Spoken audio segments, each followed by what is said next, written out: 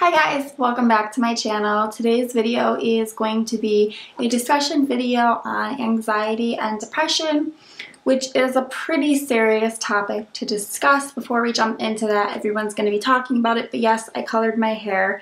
I obviously am wearing extensions. I decided to go jet black because the purple was such an upkeep. Like, it was so much fun and I honestly loved it, but it was just such an upkeep, and you know, my roots would come in so fast and my roots were so dark, and to bleach my hair like that, like, it was just becoming not only too much of an upkeep but so harsh on my hair and my scalp. So I was like, if I go jet black, like, there's no returning from this. You have got to stay this color for a while. So it's more natural for me. I'm naturally like a level 4. This is a level 1. This is like as dark as it gets, but dark hair is definitely a lot more natural for me than any other color I've ever had.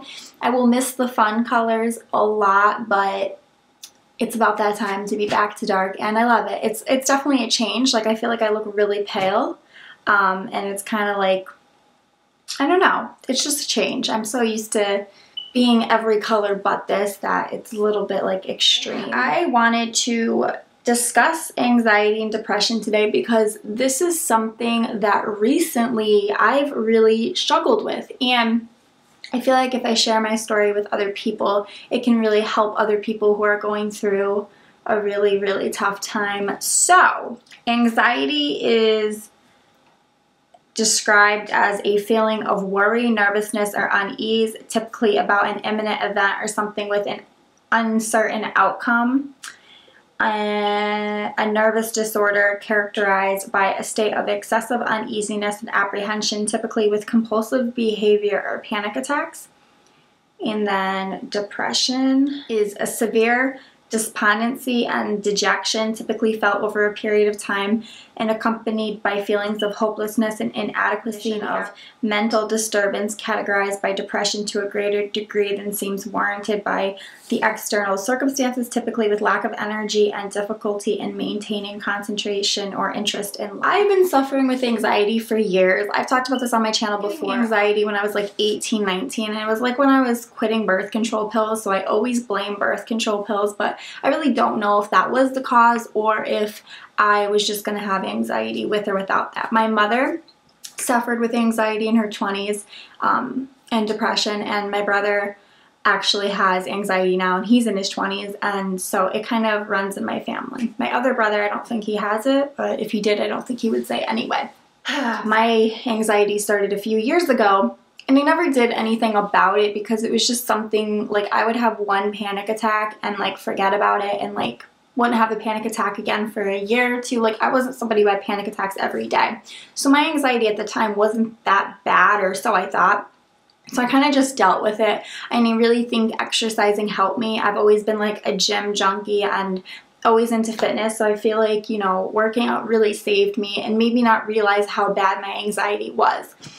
Also, at the time when I first got anxiety, I didn't have a lot of pressures. Like, I didn't have, you know, bills. I didn't have loans out, student loans. I had, you know, I lived at home with my parents. They paid for everything, basically. I just had to worry about getting gas in my car and paying my gym bill, like, which was $30 a month. Like, I had no bills. So I didn't really, like, even if I did have anxiety, it wasn't like I was going through a lot in my life to really pronounce it. So this past year, when me and Adam got our own apartment and stuff, that's when I kind of started to notice things changing for myself. So I was like on a strict diet before me and Adam moved into the apartment, and you know, I kind of like just gave up my diet and started eating whatever I wanted to, and I just didn't care. And I think that's kind of when things started, but I didn't realize like really what was going on because I didn't really have time to think about it. We were so busy moving in and doing stuff that like I didn't think like it could possibly be anxiety or depression. I've never been depressed in my life until recently, and I just noticed things like we would go to the movies and I would get anxiety, like for no reason. It would just like come over me and I'm like, oh my God, I'm gonna have a panic attack. And like, I just noticed like when we would go out to the grocery store, I'd always think people were staring at me, and like I just started picking up on things that weren't normal, and I'm like, oh my God, what is going on? Things got so bad that, yeah, this takes a lot to say, but I honestly like thought about just ending it all. And you know, there's a difference between thinking about suicide and actually doing it. I remember one night Adam came in and I was just laying in bed, like no TV on, nothing, and I was just like staring at, like I had my back to him and I was staring at the wall, and I just had tears like streaming down my face. And Adam was like, "What's wrong? Like something's not right. You haven't seemed like yourself lately."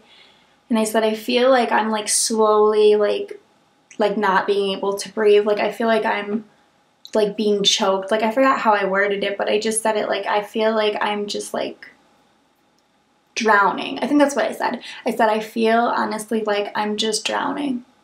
And I just started bawling my eyes out, and I was like, I honestly don't even want to live anymore. Like, and it kills me to like talk about this because I can't even believe I said things like that. I told him, I was like, I don't even want to live anymore. Like, I am not happy.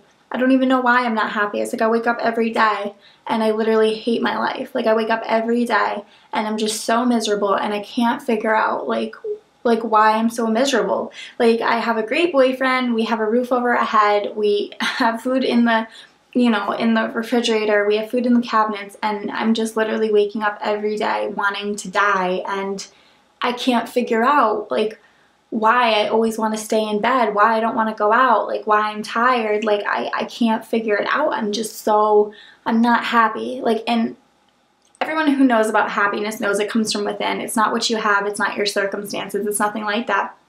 And I just was not happy, and I didn't get it. I was like, why am I just not happy? Like, I'm not happy. I don't care about anything. I'm so like hopeless.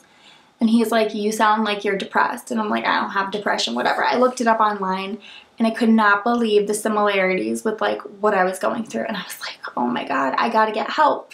So after going through all of that and realizing, holy crap, like I have depression, I went and saw a therapist, and I've been going to therapy for about a month now.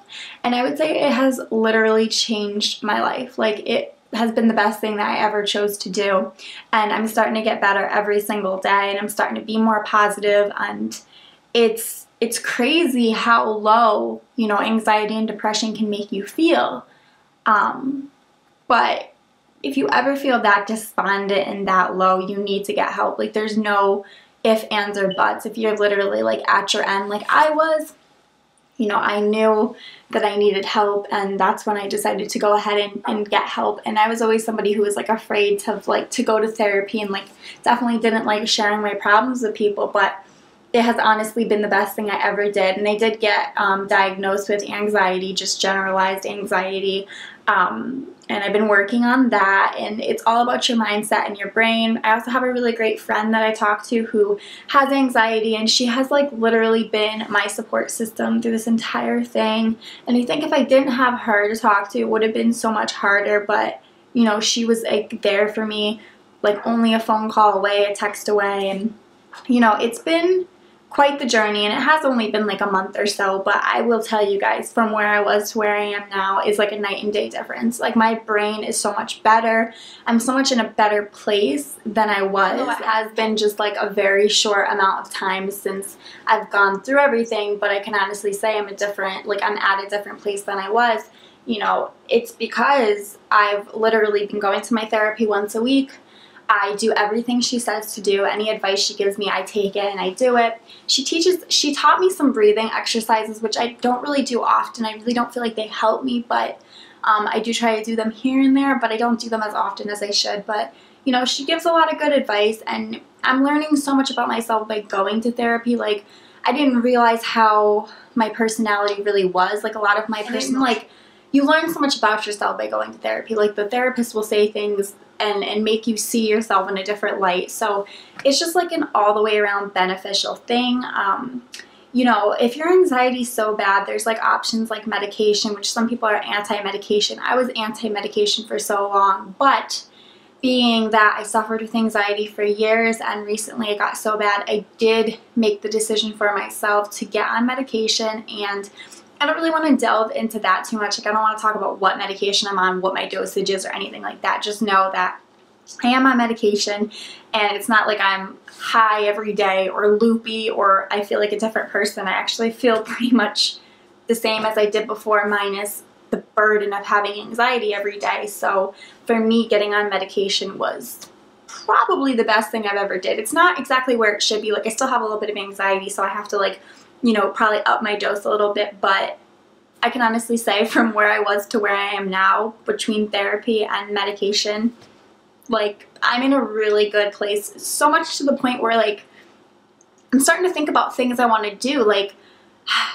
feeling like I actually want to, like, do things. Like, when I graduated hair school, I didn't do anything with it. I didn't want to, you know, work. Like, I just was so, I didn't realize how my anxiety really, like, affected me. But I always just will say that I am not that obsessed with hair, if you guys didn't know. Like, I'm not, you know, head over heels in love with hair. I'm more into makeup. So now that I've been, like, you know, going to therapy and my medication's kicking in and all that, like, I'm starting to really think about what I want to do, and I've decided that I want to become an esthetician, which is great because I did get a cosmetology degree, so I could totally do that, which is like facials, nails, makeup, all that. And then I want to go back to school for my LPN, and then hopefully get into, like, plastic surgery, you know, working alongside a surgeon, and then, you know, get into Botox and lip injections and things like that. So, you know, I'm really starting to, like, be happy again and starting to think about my future,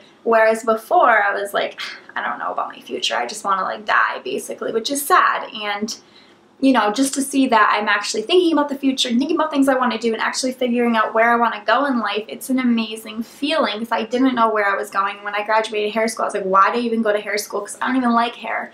And it took me a while to figure it out. You know, I thought there was something wrong with me, like I should love hair, but, you know, you don't have to love something that you don't love. And honestly, hair is not a passion for me. Like, I don't mind doing my own hair, and I don't mind doing friends' hair, but to have a career in hairdressing is not something I want. But to have a career in, like, skincare, and then go back to school for my LPN and learn Botox and to work alongside a plastic surgeon, things like that, that's, like, things that I want to do. So I really want to get the ball rolling. You know, when you start to get a clear mind, you start to see the future in a different light. You start to become happier and know what you want to do, and you start to just be able to think more than you could with the anxiety every day. So, I also have this book, which is the Daily Book of Positive Quotations by Linda Picone. I got this at Target. It just gives you, like, little messages for every single day, and I think today is the 19th of February, so I'll read today's for you guys. Kind words. One kind word can warm 3 winter months. It's easy to say something nice, and even easier to neglect to do so. We glow when someone tells us how much they appreciate something we've done. Even what we've done is as inconsequential as holding open a door or picking up litter. But in our busy daily rush, we don't always think to pass such kindnesses on to others. I will offer kind words to others as often as I can. So I really like that. And then I've also been reading this book by Amy Morin, 13 Things Mentally Strong People Don't Do.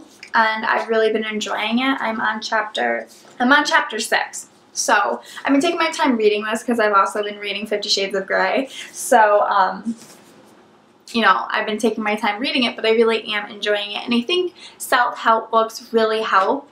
And also exercising. I exercise every single day, which really helps. Having a good diet helps. It makes you feel good. You look at yourself in the mirror and you're like, damn, I look good. It just makes you feel good. You just, like, feeding your mind positive things. So for me, my brain is really, like, negative. It's, like, wired to be negative, so I have to keep putting positive in my head. And when I get a negative thought, I immediately put a positive in. So I'm going to try to retrain my brain. It is literally a process dealing with the anxiety, but it will get better, trust me, guys. And from personal experience, feeling like I was going to die and, like, life wasn't going to get better, and it's already gotten so much better, trust me, guys, you can and will get through this. You just might need help, and there's nothing wrong with that. So I hope you guys enjoyed this video. It's a little bit lengthy and kind of all over the place, but this is just, like, what I've been going through, and, you know, it was a real big struggle for me, and I'm at such a better place already in such a short amount of time that I know it's just going to continue to get better. And I really just wanted to share my story with you guys. Feel free to message me or leave me any comments below if you guys want to talk further. And until next time, I will see you guys very soon in my next video. Bye, guys.